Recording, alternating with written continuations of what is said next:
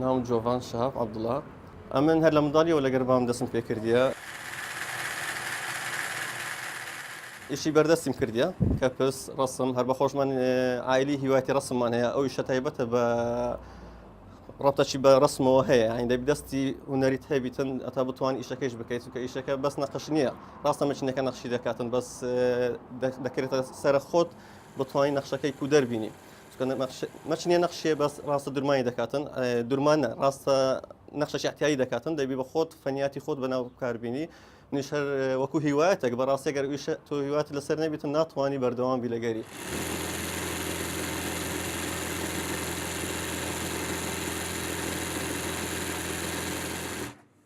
ئەو ئیشە تایبەتە بەدەست هیچ ڕەبتێکی بە کۆمپیوتەرەوە نیە بەنسبەت ئەو ئیشەی لە هەولێرە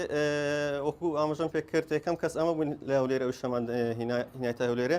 ئێستا هەیە بەس ئیشی دەست بەو شێوەی نییە ئەوەی ئێستا ئەمە دەیکەین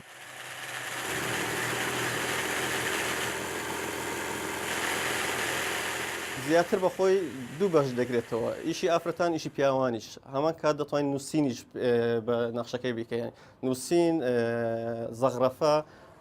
ڕسمی سروشی مەسەن گۆڵ ئەو بابەتانە ئەمە زیاتر ئیشی مەکسیکە دەیکەین ئی ئافرەتان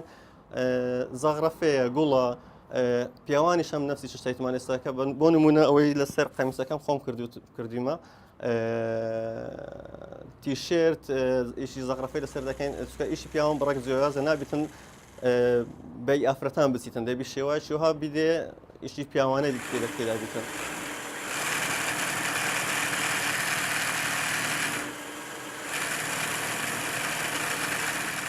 بەنسبەت ئەو زەغرەفانە ئەمە دەکەین زیاتر دیزاینەکە و تەسمیمەکە بۆ خۆم دەکەم هەشە بە خۆی دەینیتن مەسەرەن ڕسمەکی دەینی بابەتێک دەینتە لای من ئەمن دەستکاری دەکەم و جوانتر لە ئیشەکەی خۆی دەری دێنێت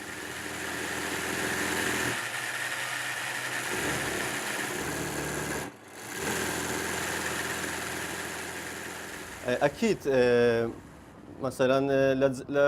جێشی بچم مثلا لە مجللەک یان لە ئەتەرنێت لەوە فکرێ لێ وەردەگرم بەس سەرەکی دەمێتەوە سەر خۆت مثلا دەبی فکرەکەت هەبی دەستی هونەریت هەبیتن هەتا بتوانی بەردەوام بی لەگە ئیشەکەی